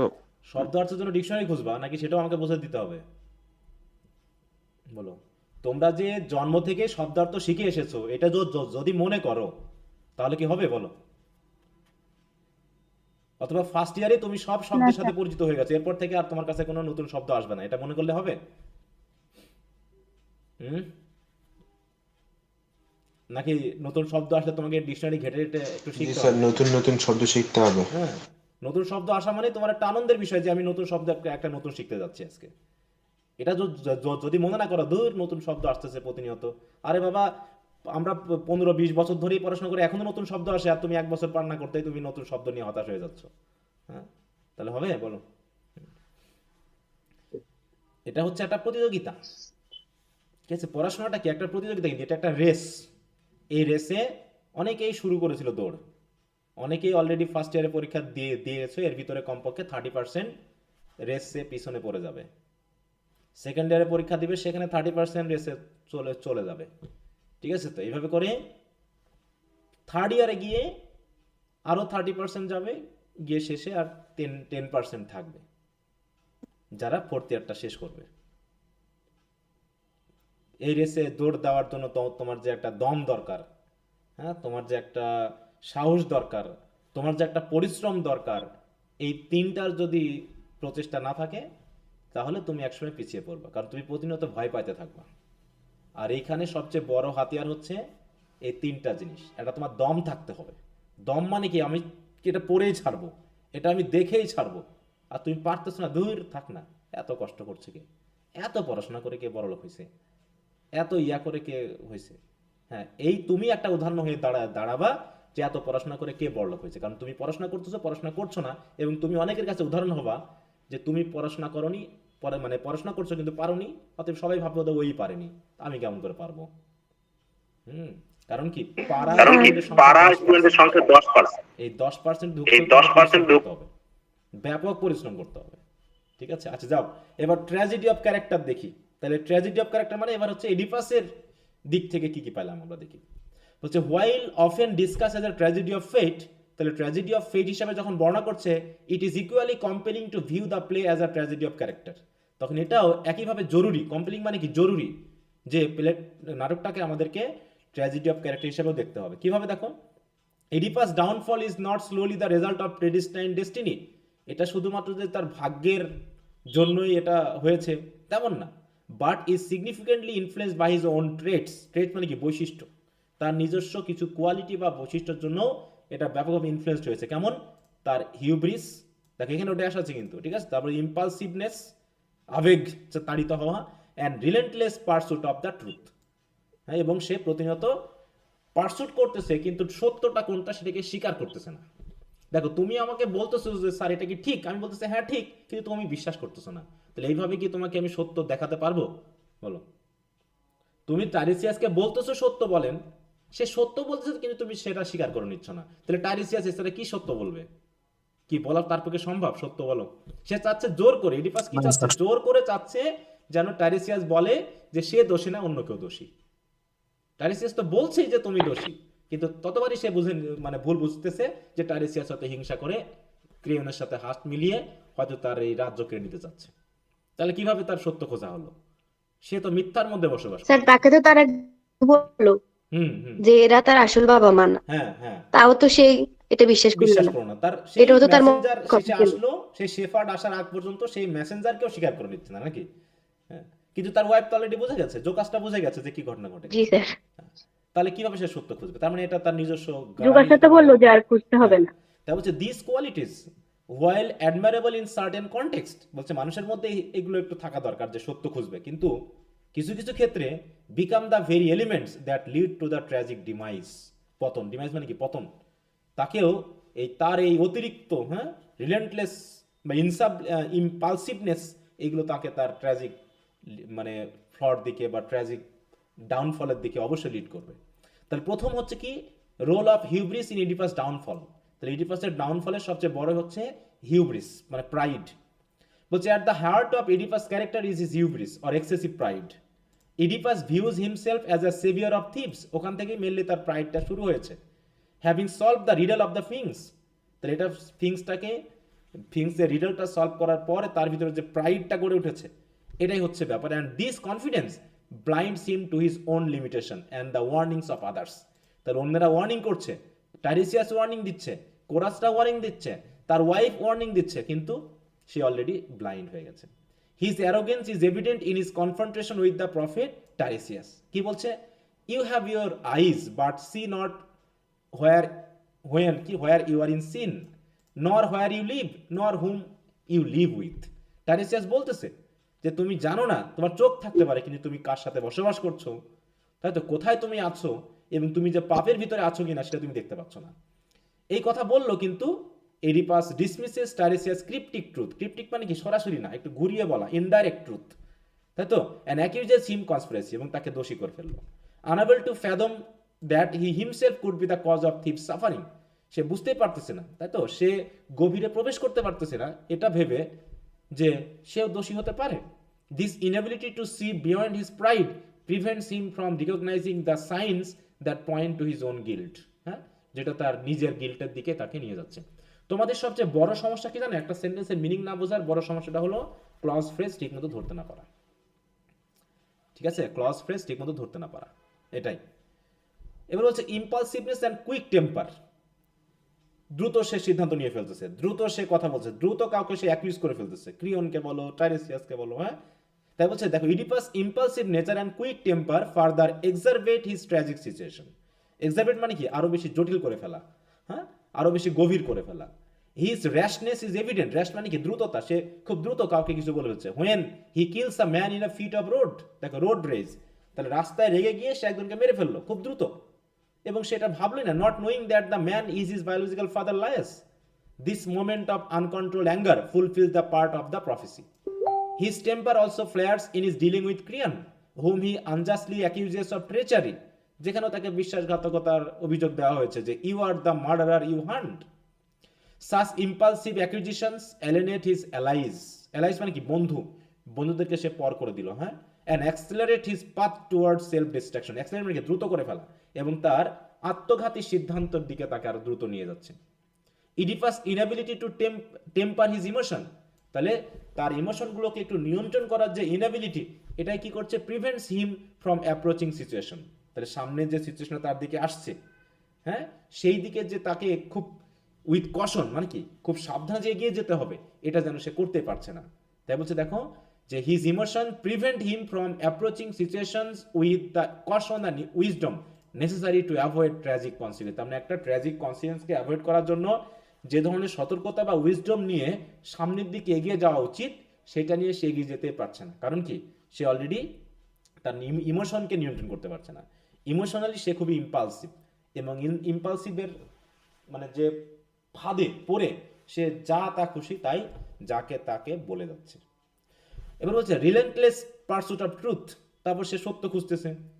Perhaps the most tragic aspects of Oedipus' character is his relentless pursuit of the truth. While his determination is admirable, হ্যাঁ এটা ভালো যে সে সত্য খুঁজতেছে, কিন্তু it becomes his undoing, কিন্তু এটাই তাকে বরং তার পতনের একটা বড় কারণ করে দিল।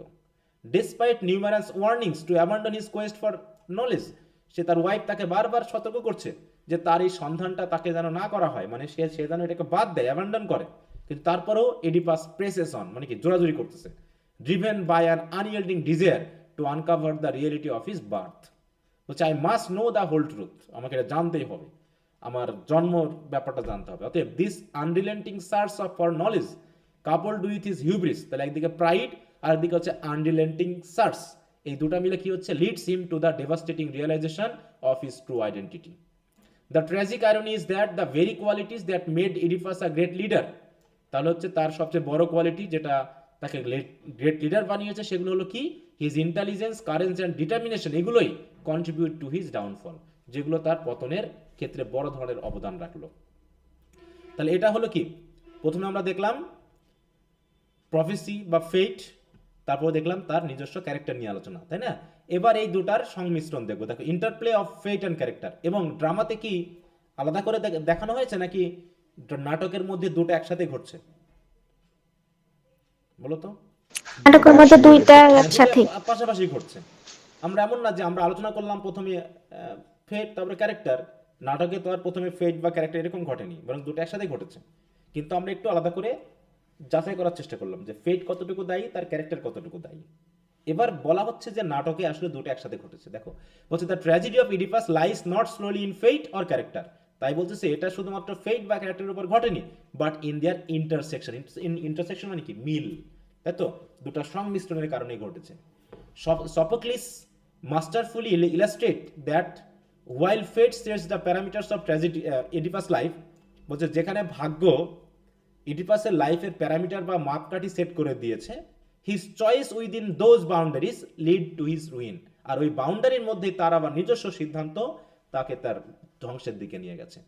The prophecy might have been fulfilled regardless, হ্যাঁ বলতেছে প্রফেসি তো ফুলফিল হবেই, but the manner and the emotional devastation resulting from its fulfilment are shaped by Oedipus action and decision, কিন্তু যেভাবে এবং যে ইমোশনাল মানে কি বলবো র্যাশনেসের মাধ্যমে এইগুলো ঘটেছে সেগুলো সম্পূর্ণই এডিপাসের নিজস্ব অ্যাকশন বা ডিসিশনের মাধ্যমে ঘটেছে। কনসিডার জোকাস্টার অ্যাটেম্প টু কমফোর্ট ইডিপাস, হ্যাঁ তার ইডিপাসকে যখন সে কমফোর্ট করতে চাচ্ছে এই কথা বলে, এই কথার মধ্য দিয়েই her words ironically underscores the tension between fate and free will, হ্যাঁ এখানে দেখানো হচ্ছে যে ফেট এবং ফ্রি উইল একসাথে বসবাস করছে। সে বলছে যে ভয়, একজন মানুষ পুরুষ কেন কিসে ভয় পাবে, ইট অল চান্স, দেখো একই কথা, সে বলছে পুরুষ কিসে ভয় পাবে, পুরুষ কোনদিন ভয় পায়, কিন্তু পরে বলছে না সবই তো ভাগ্যের হাতে, তাহলে অবশ্যই ভাগ্যকেই তো মানুষ ভয় পাবে নাকি, মানুষ তো ভাগ্যকেই ভয় পায়, যে ভাগ্যে আবার কি ঘটে যায়। বলছে while she dismisses the power of fate, the very act of trying to ignore it contribute to the tragic outcome, অতএব যেখানে যেভাবে সে এটাকে ইগনোর করতে যাচ্ছে ভাগ্যকে, আসলে সেটাই তার ট্র্যাজিক আউটকামটা ঘটিয়ে দিচ্ছে, ট্র্যাজিক ফলাফলটা ঘটিয়ে দিচ্ছে। অতএব ultimately Oedipus is both a tragedy of fate and tragedy of character. Sophocles does not present fate or personal flaw as mutually exclusive, আলাদা আলাদা করে দেখায়নি, বরং as intertwined forces, মানে কি, মানে দুটা একসাথে, তাই তো কমন ফোর্স হিসেবে দেখানো হয়েছে, that shape human existence. The inevitability of Oedipus' destiny and his personal flaws create a multifaceted tragedy that resonates through time. ওই যে through time মানে কি, সময় পেরিয়ে যাচ্ছে কিন্তু তার এই ট্র্যাজেডির যে মানে থিমটা, সেই থিমটা কি আমাদের সাথে এখন কি প্রযোজ্য না বলো? আর এটা হচ্ছে প্যাগান ধর্মের, এটা কি আমাদের সাথে রিলেটেড হচ্ছে না? আমি খ্রিস্টান, তুমি হিন্দু, আরেকজন হচ্ছে মুসলিম, তাই বলি কি এই কথাটা কি আমরা বিশ্বাস করছি না যে এটা প্যাগানিজমের থিওরি, অতবর্তী আমরা বিশ্বাস করবো না, এরকম করে বলতে পারবো না স্যার? তার মানে যেটা বেসিক জায়গা সেটুকু সময়ের সাথে সাথে, কালচারের সাথে সাথে বা অন্যান্য ভিন্নতার সাথে সাথে এইগুলো থেকেই যাবে। অতএব the play invites reflection on the limits of human পাওয়ার, অতএব আমাদেরকে ভাবাচ্ছে এই নাটক, হ্যাঁ, আমাদেরকে রিফ্লেক্ট করা মানে কি, ভাবানো যে হিউম্যান পাওয়ারের একটা লিমিটেশন আছে। দ্য কনসিকুয়েন্স অফ প্রাইডের একটা খারাপ পরিণতি আছে, and the mysteries working of fate, এবং ভাগ্যের একটা মিস্টিরিয়াস মানে কি বলবো একটা কার্যক্রম রয়েছে আমাদের জীবনে। Making it a timeless explosion of the human condition. Timeless কেন বলা হচ্ছে? কারণ এখনও এই ড্রামার গ্রহণযোগ্যতা আছে আমাদের কাছে, তাই তো? তাহলে এই ড্রামাটার গ্রহণযোগ্যতা আমাদের কাছে আছে। এখন এই কথাটা যারা আমরা বলতে পারছি না যে এই যে ইডিপাস আমরা পড়লাম, এই ইডিপাস পরে আমাদের কি লাভটা হলো, এটা পরে কি হলো, আমাদের কোনো কাজে লাগবে? বলো, এটা পরে আমাদের কি কাজে লাগবে? জি স্যার লাগবে, যে কোনো সিদ্ধান্ত নেওয়ার আগে চিন্তা করতে হবে। তার অতিরিক্ত অহংকার করা যাবে না, হ্যাঁ, আর অতিরিক্ত ভাগ্যকে কখনো অহংকার করা বদলাতে যাবে পারবো না। না, কিন্তু ভাগ্যকে মেনে নিতে হবে। কিন্তু বর্তমান সমাজের মানুষ তো মানে এখন আর সাহিত্য বা এগুলোকে পছন্দ করতেছে না, যেগুলো অকারণ, এদের কোনো কাজ নেই। কি মনে হয়? ফেসবুকে তো সারাদিনই বলে সাহিত্য পড়ে কি লাভ। চলে। হুম, যে হ্যাঁ স্যার, কিন্তু আমরা পছন্দ করি কিন্তু আমি তো আমরা শুধু পছন্দ ফেসবুকের করি, কথাই হ্যাঁ। বলছি না, অনেক শিক্ষিত মানুষদের মাঝেও এই ঘটনা দেখতেছি যে তারা তাদের মতে যেগুলোর কোনো প্রয়োজন নেই, সাহিত্য পড়া মানে হচ্ছে সময় নষ্ট করা। বুঝতে স্যার পেরেছো? এখন বই পড়া উঠে গিয়েছে, তারপর মানে এমনিতে বাড়তি সবকিছুই পড়াশোনা উঠে গেছে, এই কারণে অরিজিনাল এরকম। কোনো পড়াশোনাই নেই। হ্যাঁ, অরিজিনাল পড়াশোনাটা এখন হারিয়ে শুধু গেছে এই কারণে। মানে একটা সার্টিফিকেট দরকার, শেষ। মানে অ্যাজ এ লার্নার হিসেবে যেটা দরকার সেটা এখন বর্তমান শিক্ষা খাতে নাই। আচ্ছা, তো ঠিক আছে, আশা করি তাহলে বুঝতে পেরেছো। হুম। তো এখানে ওই গল্পটা আবার এখানেও দেওয়া হয়েছে, এটা একটু পড়ে নিও, ওই একই জাতীয় আলোচনা আছে, একটু ভিন্নভাবে, ভিন্ন ওয়ার্ডিং দিয়ে। আচ্ছা, কি বোঝা গেল? তো দেখো এখানে মানে আমরা কি ড্রামার বাইরে কোনো আলোচনা হয়েছে? এখানে ড্রামার বাইরে কোনো আলোচনা হয়েছে যা পড়লাম? না স্যার। না স্যার। কিন্তু না আলোচনাটা স্যার। আমাকে তো শুধু সামারি দিয়ে আলোচনা করলাম না, আমাকে তো কোশ্চেনের সাথে মিলিয়ে দিতে হবে, তাই না? তো সেই হিসাবে একটা নির্দিষ্ট পার্ট করে এটাকে আলোচনা করতে হয়েছে। এবার হচ্ছে ড্রামাটিক আইরনিটা আসলে কি? আমরা তো আইরনি বুঝেছি, কিন্তু ড্রামাটিক আইরনিটা কি বলো দেখি একজন, ড্রামাটিক আইরনি কি? The expression of one's meaning by using language that normally signifies the opposite. আবার বলো, কথাটা ক্লিয়ারলি বোঝা গেল না। The expression of one's meaning using language that normally signifies the opposite meaning. ওটা তো শুধু আইরনি হলো, কিন্তু ড্রামাটিক আইরনির সেন্সটা কি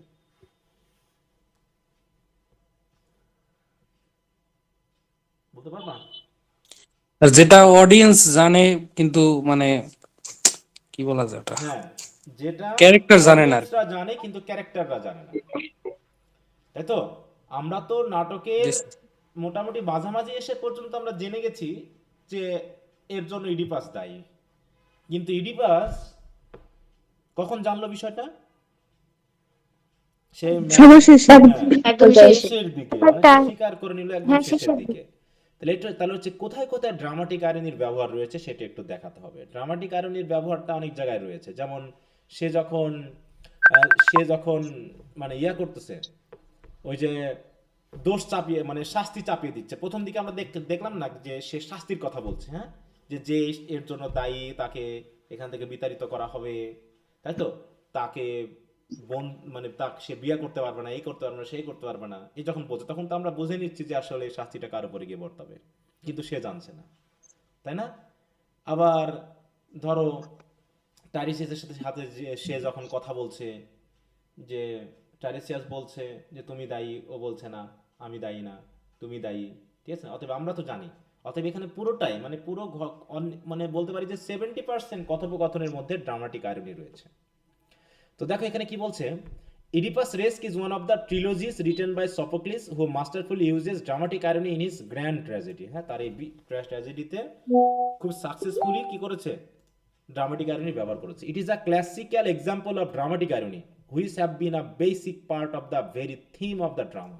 তাহলে ড্রামাটিক আইরনি হচ্ছে থিমের সাথে একটা বেসিক পার্ট হিসেবে কাজ করেছে, and through out the play, এবং পুরো প্লেতেই ড্রামাটিক আইরনি একটা ব্যবহার রয়েছে।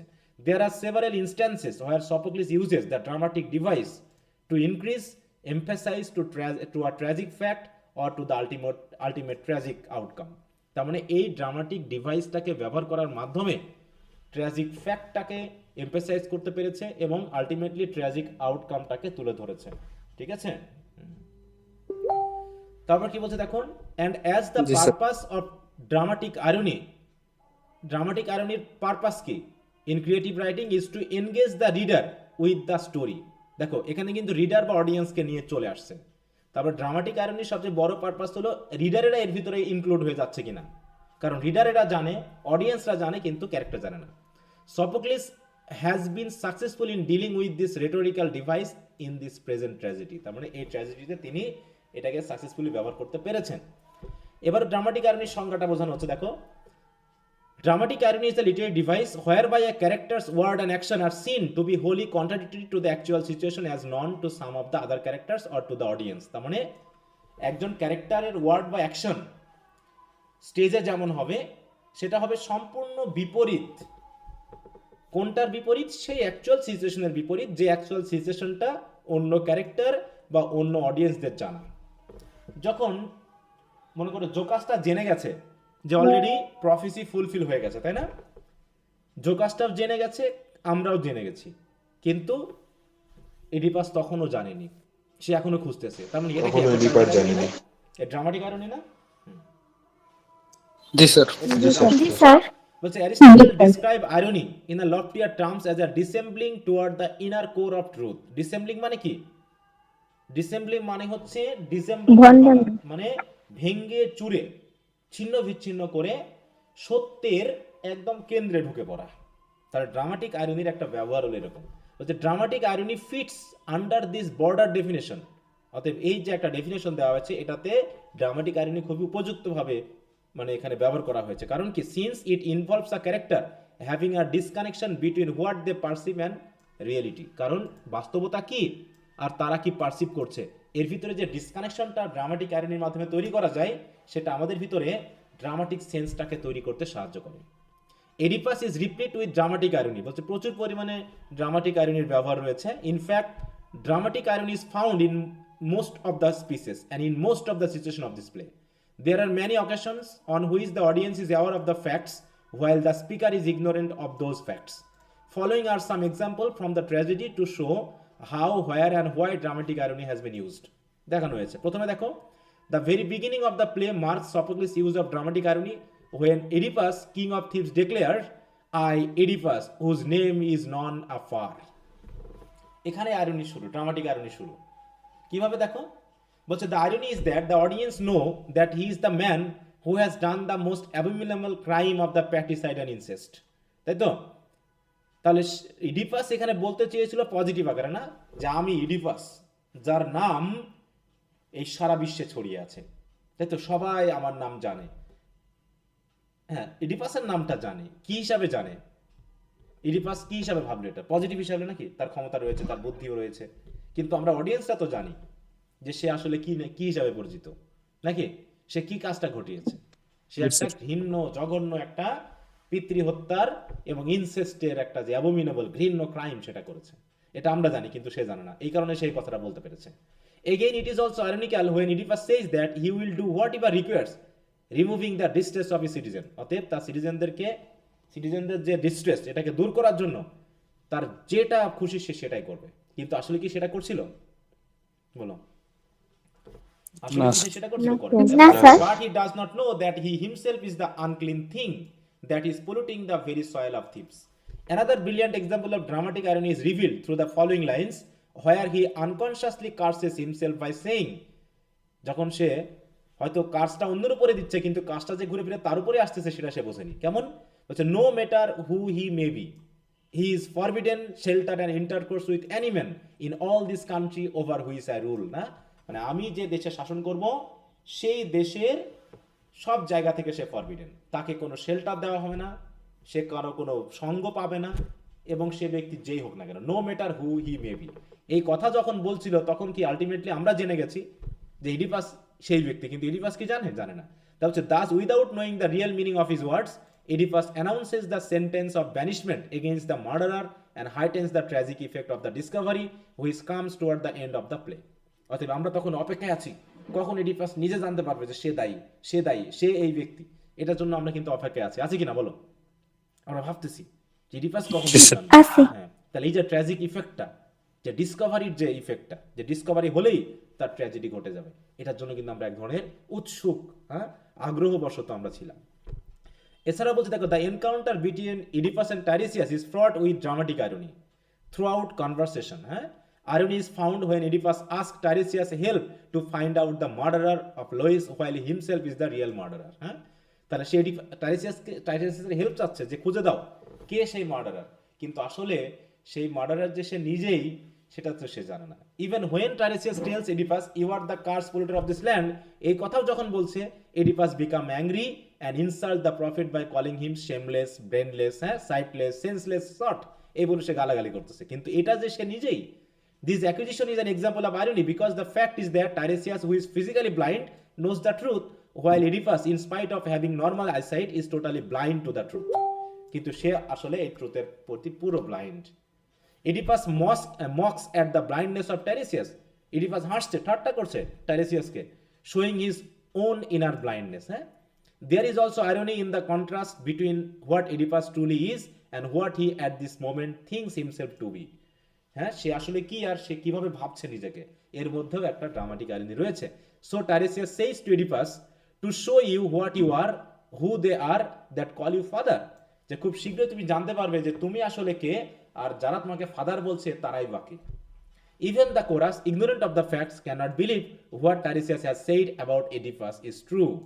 তাহলে এডিপাস সম্পর্কে টাইরেসিয়াস যা বলেছে সেগুলো যে সত্যি, সেগুলো হয়তো বা কোরাসও বুঝতে পারেনি, নাকি কোরাসও হয়তো ভাবেনি।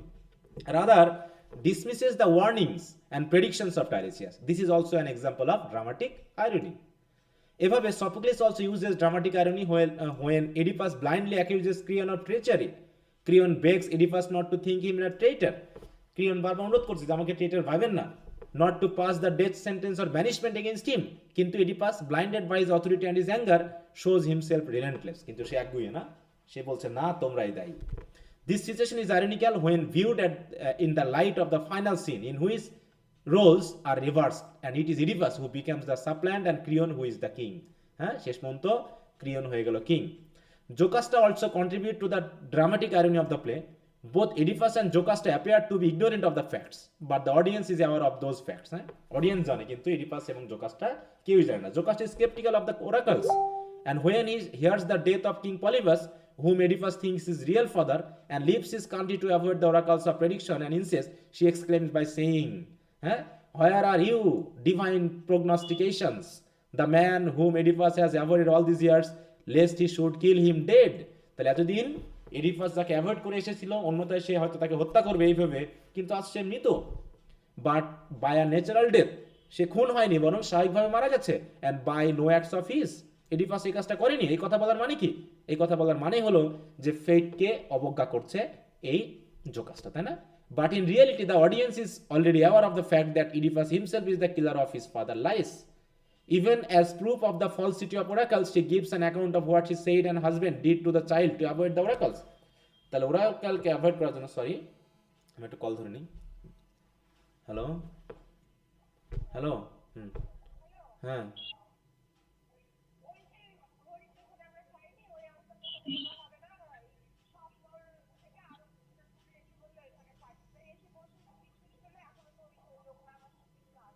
তা সমস্যা নেই, চলে আসো, সমস্যা কি? সমস্যা নেই, না হলে তো কোনো ব্যাপার না, চলে আসো। আচ্ছা ঠিক আছে, হ্যাঁ আচ্ছা। বলছে the irony is that the oracles are right all time and the audience knows it. Audience তো জানে যে ওরাকল কখনো মিথ্যা প্রমাণিত হয়নি, এটা অডিয়েন্স জানে, কিন্তু এডিপাসও জানে না, জোকাসটাও জানতো না, নাকি? Dramatic irony can also be found in the speech of Corinthian messenger. যে কি করছে, সে ভেবেছিল যে পলিবাসের মৃত্যু সংবাদটা দিলে রাজা মনে হয় খুশি হয়ে যাবে, নাকি? কিন্তু হলোটা কি? when the messenger wants to free Oedipus of his fear of marrying his mother by saying, then let me read of this other fear, I came to do you good, বলছে আমি তো আপনার ভালোই করতে এসেছি। and also saying that no, Polybus is no kin of yours, পলিবাস তো আপনার কোনো আত্মীয়ই না। এই কথাটা বলে সে যা ভেবেছিল কোরিন্থিয়ান মেসেঞ্জার, তা কি হলো নাকি তার উল্টা ঘটে গেল? বলো। উল্টা ঘটে উল্টা গেল, তাহলে বলছে হি তার উল্টা ঘটে unknowingly, গেল। এই পুরো মতলব কি উল্টা। বললো, unknowingly reveals the fact that Jocasta's present husband Oedipus is his real son, হ্যাঁ। The tragic irony is that what is said by the messenger and Jocasta in this scene is evident, হ্যাঁ। অতএব the song of the chorus after Jocasta's leaving the stage in a fit of grief and sorrow is also full of dramatic irony। তাহলে যখন Jocasta চলে গেল তখনও কোরাসটা যে ধরনের মানে গান গাচ্ছিল তার ভিতরে যথেষ্ট আইরনি রয়েছে। The chorus visualises Oedipus as the offspring of a union between some god and mountain nymph. মানে তখনও তো প্রকাশ পায়নি আসলে ইডিপাস কার সন্তান, কেউ বলেনি তখনও। তারপরে the chorus thereby pays a tribute to what it thinks to be the divine parentage of Oedipus. তারা মনে করছিল ইডিপাসের জন্ম হয়তো ডিভাইন ভাবে হয়েছে। This is a big contrast between this supposition of the chorus and the actual reality. তো অতএব আইরনির অভাব নাই। বলছে thus through the above examples the entire play can be viewed as an example of dramatic irony. Throughout the play Oedipus does not know of the fact that awaits him, but the audience have the foreknowledge about the myth and are fully conscious that Oedipus is the king of thieves, that will become Oedipus the beggar. In fact, Sophocles' masterful use of dramatic irony in Oedipus' race has intensified the tragic doom of Oedipus and made the drama a classic one. কি বোঝা গেল dramatic আয়রনির ব্যাপারটা কি কি? জি sir, সম্পূর্ণ ভালোভাবে বুঝছি। জি sir. কি সবই তো নাটক থেকে বলা হয়েছে নাকি, শুধু জায়গা মতো তুলে আনা হয়েছে। আমাকে সামারি না বলে আমরা জাস্ট জায়গা মূলক বিষয়গুলোকে তুলে এনেছি যে এইটা হচ্ছে ড্রামাটিক আয়রনি, এটা হচ্ছে ড্রামাটিক আয়রনি, এইভাবে, তাই না? একটু বুঝে পড়লে খুব যে জটিল বা কঠিন ব্যাপারটা এমন নয়, হ্যাঁ, একটু শুধু ভালো করে পড়তে হবে। দেখো ট্র্যাজিক হিরোর যে ব্যাপারটা সেটা কিন্তু আমরা অ্যারিস্টটলের ডেফিনেশন থেকে নিয়ে এসেছি, তাই না? তার হ্যামারশিয়া এই জায়গাগুলো কিন্তু দেখো পুরো জি স্যার, এখানে ডেফিনেশন সম্পূর্ণ ওটাই আলোচনা করা হয়েছে। একই কথা কিন্তু ঘুরে ফিরে আসবে।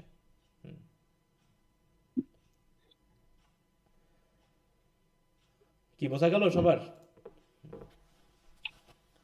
জটিলতা বলতে যেটুকু থাকবে সেটুকু তো থাকবেই। হ্যাঁ, আমার কাছে সহজ মনে হবে, তোমাদের কাছে কঠিন মনে হবে। যে সময় আমার কাছে কঠিন মনে হচ্ছিল, তোমরা যে জায়গায় আছো আমিও যখন সেই জায়গায় ছিলাম, আমার কাছে কঠিন মনে হচ্ছিল। কিন্তু বিষয়টা পড়তে পড়তে এই জায়গায় উঠে আসতে হবে, মানে একই জিনিস বারবার পড়তে হবে এবং কোন জায়গায় তুমি বুঝছো না এই জায়গাটাকে ক্লিয়ার করতে হবে, ঠিক আছে? আচ্ছা, তো এই দুটাতে তো সমস্যা ছিল নাকি? জি স্যার। আচ্ছা আচ্ছা, তো এখন আমাদের আবার একটু থার্ড ইয়ারে ক্লাস আছে, এরপরে নতুন ব্যাচ শুরু হবে আজ থেকে। তো যদি কারো আরো কোনো সমস্যা থাকে তো নেক্সট ক্লাসে আমরা আলোচনা করব, ঠিক আছে? নেক্সট ক্লাসে আলোচনা করব। 4 নম্বরটা হ্যাঁ, 4 নম্বরটা তো তোমার 2023 সালে আসছে, ওটার পরে সময় নষ্ট করার দরকার নেই তো। ওটা তো আমি দিয়ে রাখছি কেন? ওটা তো আমি না দেওয়া মনে ভালো ছিল তোমাদের, নাকি? জি স্যার, তাহলে না দেওয়াই ভালো ছিল। হ্যাঁ, আমি ওটা দিয়ে দিয়েছি, না স্যার থাক, তো লিখেই এমনিতে দিয়েছি ওই একটু জায়গায়। দেখে নিন। এখানে তো আমি লিখেই দিয়েছি যে সময় নিচে তো পেলে। বলেই দিয়েছি যে এগুলো পড়ার দরকার নেই, নাকি? নাকি এগুলো পড়ো না? জি স্যার, তাহলে প্রশ্নটা দেখে ভালো আমি লাগে। লিখেই দিয়েছি যে for final 2024 leave the question set in এটো 2023 সালে যেগুলো ছিল বাদ দিয়ে দাও। তাহলে তো আমার এগুলো দেওয়াই উচিত ছিল না মনে হচ্ছে। তোমরা তো এগুলো বোঝো না কথাগুলো, নাকি? না স্যার দিয়েন, মানে ও হয়তো নতুন করবে। না স্যার দিয়েন, আপনি এটা দিলে খুব ভালো হয়। মানে এখানে কিছু থট গুলো থাকে তো সেগুলো পড়া হ্যাঁ ভালো। হ্যাঁ আচ্ছা, তো যাক, যদি কারো সমস্যা থাকে কোনোটা আগামী ক্লাসে আমরা আলোচনা করব। আগামী ক্লাসে আলোচনা করব, ঠিক আছে? তাহলে স্যার এই 3 দিন ছুটি। হ্যাঁ, একটু ওই আগামী কয় তারিখ পর্যন্ত? 17 তারিখে আবার ক্লাস হবে, ঠিক আছে তোমাদের? ওকে আবার স্যার। সোমবারে ক্লাস হবে। হ্যাঁ হ্যাঁ, সোমবারে, নেক্সট সোমবারে। আর এর ভিতরে যদি আমি ক্লাস নিতে পারি, যদি সমস্যা মিটা যায় বা যদি সুযোগ থাকে আমি তোমাদের জানিয়ে দেব। আচ্ছা স্যার, তো ঠিক আছে, সবাইকে আপনি ভালো থাকেন। ওকে স্যার, আসসালামু আলাইকুম। থ্যাঙ্কস।